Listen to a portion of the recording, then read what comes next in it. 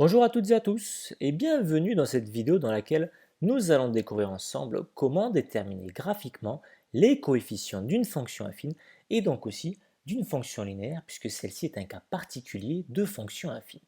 Mais pour commencer, jetons un œil au sommaire de cette vidéo.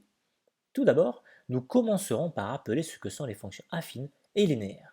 Ensuite, nous verrons comment déterminer le coefficient directeur d'une telle fonction et aussi comment déterminer son ordonnée à l'origine. Et pour terminer, pour vous exercer, vous serez confronté à trois exemples dans lesquels vous devrez à votre tour déterminer les coefficients de trois fonctions. Eh bien, c'est parti et commençons par rappeler ce que sont les fonctions affines et linéaires. Une fonction affine, c'est une fonction de la forme ax plus b, où a est un nombre réel quelconque. Il peut d'ailleurs être nul. Nous l'appelons le coefficient directeur. B, quant à lui, est aussi un nombre réel quelconque. Il peut aussi être nul. Nous l'appelons l'ordonnée à l'origine. D'ailleurs, rappelons aussi qu'une fonction peut être notée de la manière suivante, f qui a x associe ax plus b. Et qu'en est-il alors des fonctions linéaires? Eh bien, c'est le cas particulier où b est égal à 0. Ainsi, une fonction linéaire sera toujours de la forme ax. Passons alors à la méthode qui consiste à déterminer graphiquement le coefficient directeur a d'une fonction affine. Pour cela, prenons un graphique et traçons une droite que nous appellerons d. Elle est associée à une fonction affine que nous appellerons f.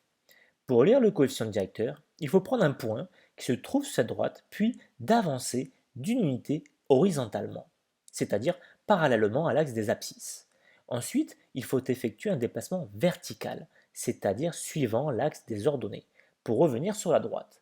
Ici, nous voyons qu'il faut monter de 2 unités. Et bien cette valeur, c'est justement le coefficient directeur que nous cherchons. Ainsi, nous pouvons d'ores et déjà dire que f de x égale 2x plus b. Maintenant, voyons comment faire pour déterminer la valeur de l'ordonnée à l'origine b. Reprenons notre exemple et regardons un point précis, le point d'intersection de notre droite avec l'axe des ordonnées. Ce qui va nous intéresser ici, c'est l'ordonnée de ce point, soit moins 2. Et bien cette valeur, c'est justement l'ordonnée à l'origine b que nous cherchons. Ainsi, nous pouvons conclure et affirmer que l'expression de la fonction f est 2x plus moins 2. Maintenant, ça va être à vous de jouer avec un premier exemple. Nous avons ici à nouveau une droite D associée à une fonction affine f. À l'aide des méthodes que nous avons vues, déterminez l'expression de f.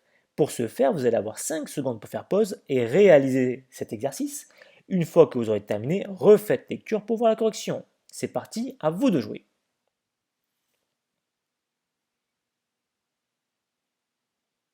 Nous revoici pour la correction. Prenons un point situé sur cette droite et avançons d'une unité horizontalement, c'est-à-dire parallèlement à l'axe des abscisses.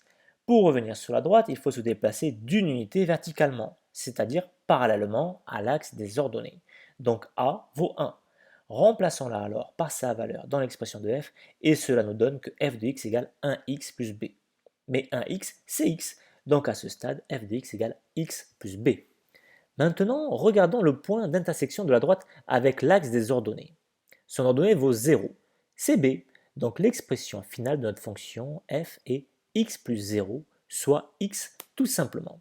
Et oui, notre fonction dans ce cas est une fonction linéaire. Précisons au passage qu'une fonction linéaire sera toujours représentée par une droite passant par l'origine du repère.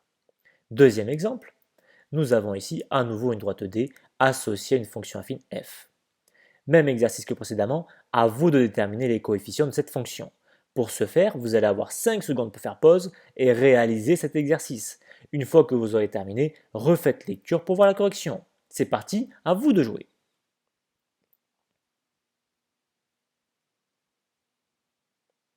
Nous revoici pour la correction. Prenons un point situé sur cette droite et avançons d'une unité horizontalement, c'est-à-dire parallèlement à l'axe des abscisses.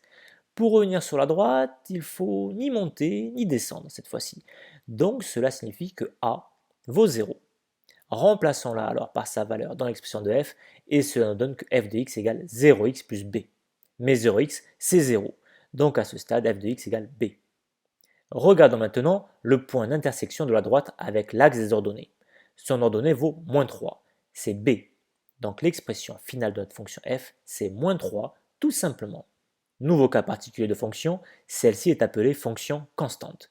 En effet, peu importe la valeur de x, l'image d'un nombre sera toujours de moins 3.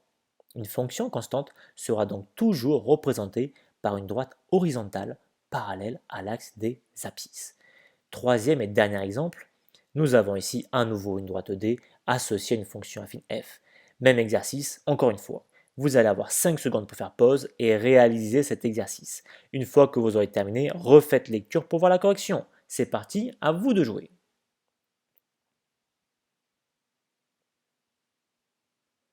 Nous revoici pour la correction. Prenons un point situé sur cette droite et avançons d'une unité horizontalement, c'est-à-dire parallèlement à l'axe des abscisses. Pour revenir sur la droite, il faut descendre verticalement, c'est-à-dire parallèlement à l'axe des ordonnées. Certes, mais de combien? Pas évident à voir avec une telle graduation. Mais pas de panique, il y a une solution. Nous remarquons que si nous avançons non pas d'une unité mais de 3, pour revenir sur la droite, il faut alors descendre de 1, soit moins 1. Ces déplacements étant proportionnels, un rapide produit en croix nous permet d'affirmer que la valeur recherchée pour notre coefficient directeur est de moins 1 tiers. Remplaçons-la alors par sa valeur dans l'expression de f et cela nous donne que f de x égale moins 1 tiers de x plus b. Regardons maintenant le point d'intersection de la droite avec l'axe des ordonnées. Son ordonnée vaut 2, c'est b. Donc l'expression finale de notre fonction f c'est moins 1 tiers de x plus 2. Et voilà, c'est déjà fini. Vous savez désormais tout ce qu'il y a à savoir sur les méthodes de détermination des coefficients d'une fonction affine ou d'une fonction linéaire à l'aide de leur représentation graphique.